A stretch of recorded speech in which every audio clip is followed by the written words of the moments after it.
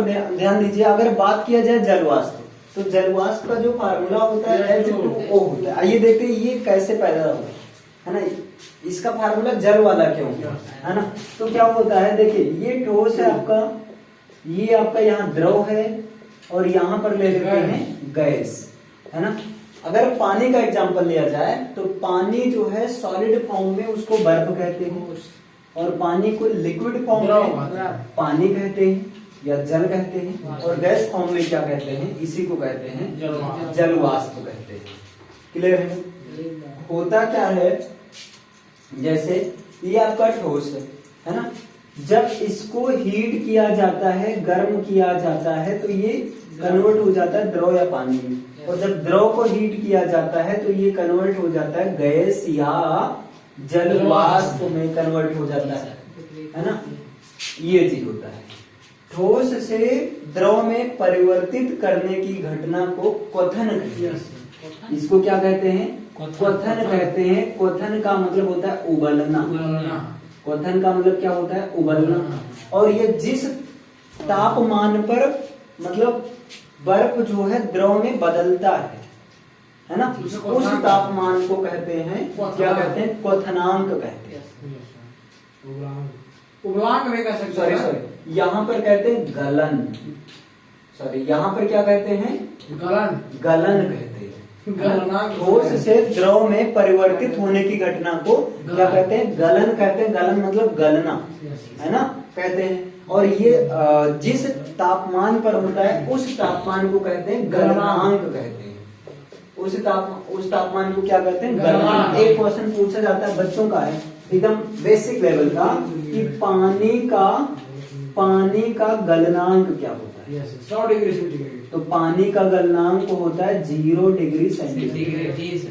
पानी का जो गलनांक होता है वो 0 डिग्री सेंटीग्रेड होता है। फिर क्या होता है, जब यहाँ द्रव से गैस में परिवर्तित होने की घटना को कहते हैं क्वथन कहते हैं। और ये जिस तापमान पर, क्वथन मतलब उबलना, ये जिस तापमान पर होता है उसको कहते हैं क्वथनांक कहते हैं। ये जिस तापमान पर होता है उसको क्या कहते हैं, क्वथनांक कहते हैं। दूसरा क्वेश्चन ये बनता है कि पानी का क्वथनांक क्या होता है। पानी का क्वथनांक क्या होता है, तो पानी का क्वथनांक 100 डिग्री सेल्सियस होता है। पानी का क्वथनांक क्या होता है, 100 डिग्री सेल्सियस होता है। अब यहाँ समझिए, यहाँ पर ध्यान दीजिएगा। फिर क्या होता है, अगर यही जल वाष्प को क्या करते हैं, जल वाष्प, अब देखिए यहाँ पर पानी, वाटर का, तीनों एक ही फॉर्म में है ना, तो तीनों का फार्मूला तो एक ही होगा। अगर हम आपसे पूछ लें बर्फ का फार्मूला तो H2O ही होगा ना, है ना। क्लियर है। तो यहाँ पर क्या हुआ, जब इसको यानी कि जल वाष्प को या जल वाष्प से द्रव में बदलने की क्रिया, है ना, जल वाष्प से द्रव में बदलने की क्रिया को कहते हैं संघनन कहते हैं। क्या कहते हैं, संघनन कहते हैं। एक क्वेश्चन पूछा जाता है, बादल बनने का कारण क्या है। बादल बनने का कारण है, बादल किसके कारण बनता है, तो बादल बनता है संघनन के कारण बनता है। इसको इंग्लिश में बोलते हैं कंडेंसेशन, है ना। ये हो गया आपका। अब क्या होता है, जब इसको कूल करेंगे, ठंडा करेंगे, इसको और ज्यादा हम क्या करेंगे, ठंडा करेंगे, कूल करेंगे, तो उस सिचुएशन में ये द्रव आपका किस में बदलने लगता है, ठोस में, मतलब हिम के रूप में आने लगता है। इसलिए इस क्रिया को कहते हैं हिमायन। इस क्रिया को क्या कहते हैं, हिमायन, है ना, हिमायन कहते हैं, है ना। और ये जिस तापमान पर होता है वो क्या होता है, उसे जो है हिमांक कहते हैं। उसे क्या कहते हैं, हिमांक। और पानी का गलनांक और पानी का क्वथनांक दोनों होता है 0 डिग्री सेल्सियस। पानी का गलनांक और पानी का क्वथनांक दोनों क्या होता है, 0 डिग्री सेल्सियस होता है। इस चीज को ध्यान देना, है ना। अरे सॉरी, ये यहाँ पर हिमांक रहेगा, यहाँ पर क्या रहेगा, हिमांक। तो पानी का गलनांक और पानी का हिमांक दोनों क्या होता है, 0 डिग्री सेल्सियस होता है। अब होता क्या है कि चलिए ये तो पानी के सेंस में हो गया, यानी जब हम भगोने में पानी को रख कर उबाल रहे हैं तो उस सिचुएशन में ऐसा होता है। लेकिन बात किया जाए ऐसे एटमॉस्फेरिक वाटर की या तालाब में, नदियों में, पोखरों में, इन सब में तो 100 डिग्री सेल्सियस तो गर्म किया नहीं जाता है। तो इन सब में, है ना, यानी कि देखिए पानी का एक निश्चित तापमान पर, पानी को एक निश्चित तापमान पर द्रव से गैस में बदलने की क्रिया क्वथन कहते हैं। लेकिन पानी का किसी भी तापमान पर, पानी का किसी भी तापमान पर द्रव से गैस में बदलने की प्रक्रिया को वाष्पन कहते हैं। क्या कहते हैं? वाष्पन कहते हैं, वेपराइजेशन कहते हैं। क्लियर है ना? तो यहाँ पर ध्यान देना, अगर पूछ लिया जाए वाष्पन क्या है, वाष्पन क्या है ना, तो आप क्या बताएंगे? पानी का किसी भी तापमान पर द्रव अवस्था से गैस अवस्था में बदलने की क्रिया को वाष्पन कहते हैं। क्लियर? लेकिन पौधों में इसी प्रोसेस को कहा जाता है वाष्पोत्सर्जन कह दिया जाता है। हाँ, ट्रांसपायरेशन, पौधों में इसी प्रोसेस को वाष्पोत्सर्जन कह दिया जाता है। एक क्वेश्चन यहाँ से बनता है वाष्पोत्सर्जन, इस चीज को आप परिभाषा आप खुद से लिख लीजिएगा, अभी समझ लीजिए। वाष्पोत्सर्जन से क्वेश्चन ये पूछ लिया जाता है, जब पौधों में आवश्यकता से अधिक पानी हो जाता है, यानी कि पौधे आवश्यकता से अधिक पानी का उत्सर्जन किस प्रक्रिया के द्वारा करते हैं? वाष्पोत्सर्जन के द्वारा। बहुत पूछा गया है ना, ये क्वेश्चन आपका पूछा गया, बहुत इजी है। पौधों में आवश्यकता से अधिक पानी का उत्सर्जन जो है वाष्पोत्सर्जन के द्वारा, जैसे हम लोग क्या करते हैं, स्वेटिंग के द्वारा करते हैं, है ना जी सर। वैसे स्वेटिंग के द्वारा आवश्यकता से अधिक नहीं होती, स्वेटिंग हमारा डिपेंड करता है हमारे एक्टिविटीज के, है ना। तो इतना क्लियर हुआ। अब क्या होता है, कुछ ऐसे भी ठोस पदार्थ हैं जिनको जब आप हीट करेंगे, तो इसमें ये आपका इसमें ना जाकर वो सीधे कहाँ जाते हैं? गैस में बदल जाते हैं। वो सीधे किस में बदल जाते हैं? गैस में बदल जाते हैं, है ना। कुछ ऐसे भी पदार्थ हैं जिनको गर्म करने पर, जिन ठोस पदार्थों को गर्म करने पर वो द्रव में ना बदलकर सीधे गैस में बदल जाते हैं, ऐसे पदार्थ को क्या कहते हैं? इस प्रक्रिया को कहा जाता है ऊर्ध्वपातन सब्लिमेशन कहते हैं, है ना। और ऐसे ऊर्ध्वपातन की बात किया जाए, ये ऊर्ध्वपातन से भी क्वेश्चन पूछा गया है। तो ऊर्ध्वपातन कौन से पदार्थ में ऊर्ध्वपातन की प्रक्रिया होती है? ऊर्ध्वपातन की प्रक्रिया जो आपका नवसादर है, और नवसादर अभी आपने देखा था NH4Cl है, और जो आपका क्या है? कपूर है। और कपूर का फार्मूला बताइए।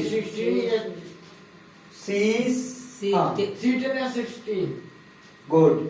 O भी रहेगा, क्या होगा? C10H16 और O, ये आपका कपूर है ना। और क्या है आपका बताइए? H16 और आयोडीन गैस है ना। आयोडीन मतलब I2, और इसके बाद आता है आपका नेफ्थलीन है, नेफ्थलीन। इन सब का क्या होता है? इन सब के साथ ऊर्ध्वपातन होता है ना। लेकिन कुछ ऐसे भी पदार्थ हैं जिनको उनके अगर ठोस अवस्था में गर्म करेंगे, जिनको गर्म करने पर वो किसी पदार्थ में बदलते नहीं बल्कि नष्ट हो जाते हैं। ऐसे पदार्थ हैं आपके, जैसे चीनी हुआ, नमक हुआ, इन सबको अगर आप गर्म करोगे तो ये क्या होंगे? नष्ट हो जाएंगे। क्लियर हुआ? तो इसको लिख लीजिए। तो जलवाष्प समझ में आया, है ना। बादल बनने की प्रक्रिया संघनन के द्वारा होता है, इसे लिख लीजिए तुरंत। हो गया। रब किया जाए, चलो इसे मैं रब कर दे रहा हूँ। क्लियर? सारी चीजें याद हो जानी चाहिए, ठीक।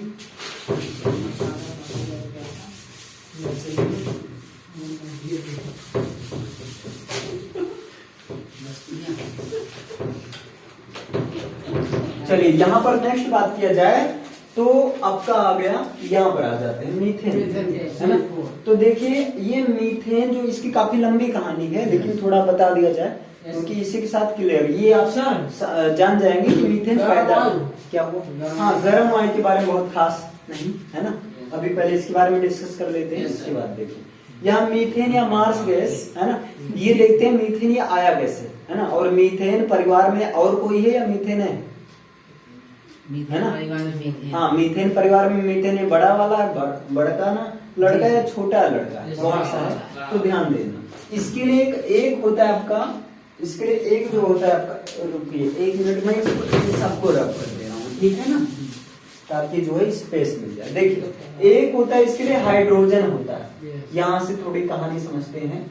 हाइड्रोजन है ना, अरे सॉरी यार, हाइड्रोकार्बन, हाइड्रोकार्बन। और हाइड्रोकार्बन को अगर आप ब्रेक करोगे तो मिलेगा हाइड्रोजन और कार्बन। तो हाइड्रोकार्बन क्या कौन से होते हैं, जो हाइड्रोजन और कार्बन से बने, हाँ हाइड्रोजन और कार्बन से मिलकर बने हैं। अब ये दो तरह के होते हैं, ये आपके दो तरह के होते हैं हाइड्रोकार्बन। एक होते हैं आपके सैचुरेटेड और एक होते हैं अनसैचुरेटेड, है ना। हाँ, एक होता है आपका संतृप्त हाइड्रोकार्बन, एक होता है आपका संतृप्त हाइड्रोकार्बन, है ना, संतृप्त हाइड्रोकार्बन। और दूसरा जो आपका होता है असंतृप्त हाइड्रोकार्बन, है ना। दूसरा होता है आपका असंतृप्त हाइड्रोकार्बन, असंतृप्त हाइड्रोकार्बन होता है आपका, असंतृप्त हाइड्रोकार्बन ये होता है। संतृप्त हाइड्रोकार्बन वो होता है जिनमें कार्बन और हाइड्रोजन का जो कॉम्बिनेशन होता है, या कार्बन कार्बन के बीच में या तो सिंगल बॉन्ड या तो डबल बॉन्ड। तो मतलब संतृप्त हाइड्रोकार्बन अगेन दो प्रकार का, संतृप्त, हाँ संतृप्त, एक मिनट, संतृप्त हाइड्रोकार्बन आपका इसमें क्या आता है, एल्केन आता है, इसमें केवल एक आता है ना, इसमें आपका आता है एल्केन आता है ना, एल्केन। और एल्केन को जो है और क्या कहते हैं, पैराफिन। एल्केन को, हाँ, संतृप्त हाइड्रोकार्बन वो होते हैं जिनमें कार्बन कार्बन के बीच में सिंगल बॉन्ड होता है, एक ही होता है, इसमें सही कहा। तो इसमें एल्केन होता है और एल्केन को जो है पैराफिन भी कहते हैं, एल्केन को पैराफिन भी कहते हैं। बात किया जाए एल्केन का जो सामान्य सूत्र होता है वो होता है CnH2n+2 होता है ना। बात किया जाए एल्केन से जो आपका अनुलग्न निकलेगा, अनुलग्न, है ना, वो निकलता है आपका एन होगा, वो क्या होगा आपका एन होगा। और ये प्राथमिक अनुलग्न है। कौन सा अनुलग्न है, प्राथमिक अनुलग्न है। क्लियर हो इतना। बात किया जाए एल्केन की, तो एल्केन में क्या है, कार्बन कार्बन के बीच में सिंगल बॉन्ड का, तो यहाँ पर पाया जाता है आपका सिंगल बॉन्ड, एकल बंध, सिंगल बॉन्ड फॉर्मेशन होता है यहाँ पर, है ना, सिंगल बॉन्ड पाया जाता है यहाँ पर, है ना, कार्बन कार्बन के बीच में सिंगल बॉन्ड पाया जाता है। क्लियर। बात किया जाए यहाँ पर एक चीज, इसके पहले आपको समझना होगा। देखिए C1 से आपका होता है, क्या होता है, मेथ होता है।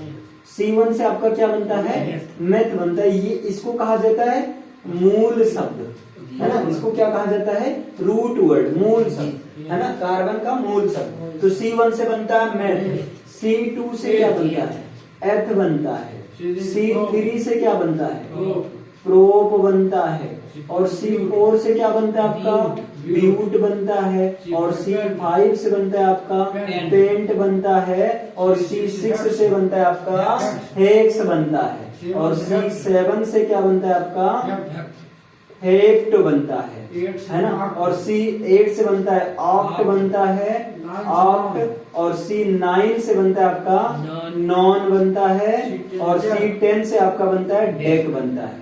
ये चीज याद रखना जी सर। क्लियर है ना, ये चीज आपको याद रखना होगा। क्लियर, समझ में आ रहा है, नींद आ रही है ना, बस ये क्लास हो जाए क्लियर। इसके बाद जो है यहाँ पर देखिए इतना क्लियर। C1 से मैथ, C2 से एथ, C3 से प्रोप, C4 से ब्यूट, C5 से पेंट।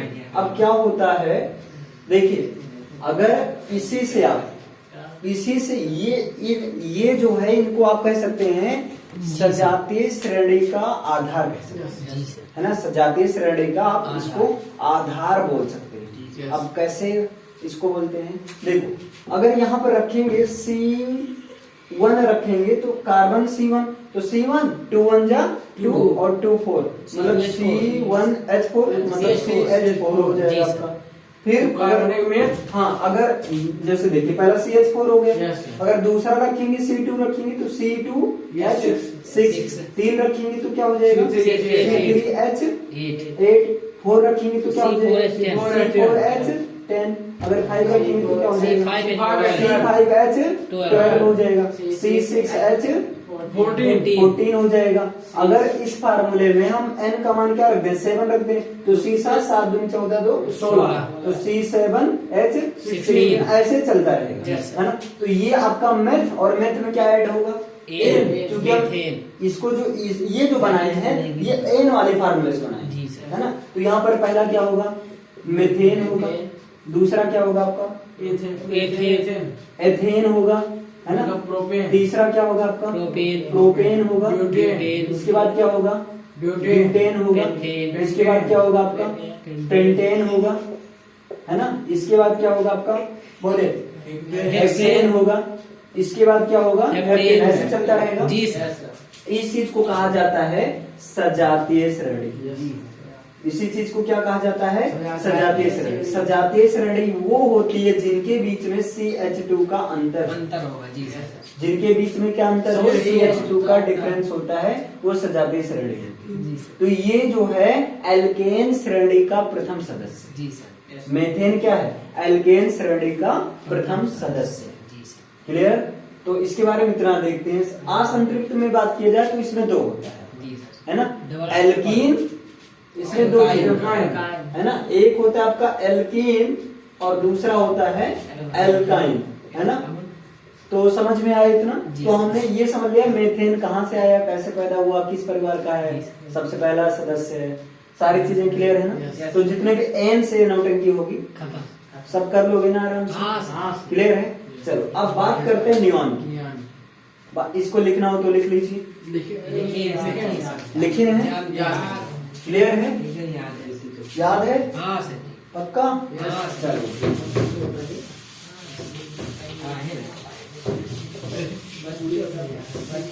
देखिए अब यहाँ पर क्या है, बात करें हीलियम की, है ना। तो नियॉन और हीलियम एक ही।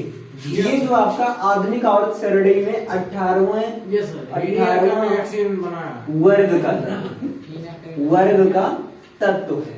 इनका जो है दूसरा चीज, इनका जो अष्टक कंप्लीट है, इनका क्या है? अष्टक पूरा है ना। और तीसरा नंबर बात की जाए, जब अष्टक पूरा की क्रिया नहीं करेंगे, ये निष्क्रिय गैस है। ये कैसी गैस है? निष्क्रिय या जो है अक्रिय गैस है। निष्क्रिय या अक्रिय गैस है ना। और ऐसी कितनी अक्रिय गैस है? तो 6 होती है। कौन कौन सी है? हीलियम है ना, नियॉन है, और आर्गन है, क्रिप्टॉन है, जीनान है, और रेडॉन है।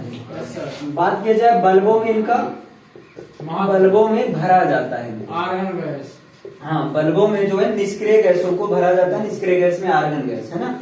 बल्बों में भरी जाती है ये गैस। ये सफेद वाले में भी सर? हाँ, बल्बों में भरी जाती है ताकि ये किसी से क्रिया न कर। हीलियम नहीं भर सकते, निष्क्रिय गैस से भरी जाती है। ज्यादा आर्गन ही लाया जाता है ना सब। अब इसमें भी सबकी अलग अलग प्रॉपर्टी होगी।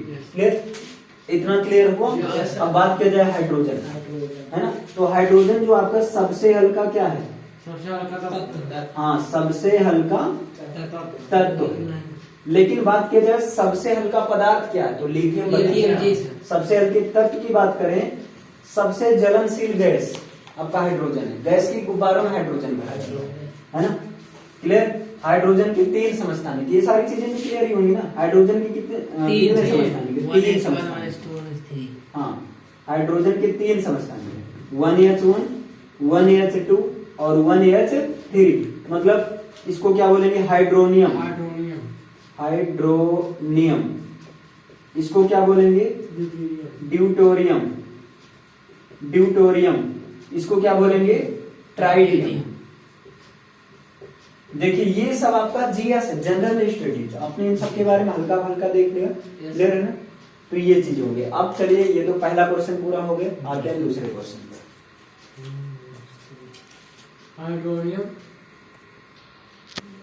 चलिए, तो आपने एक क्वेश्चन देखा।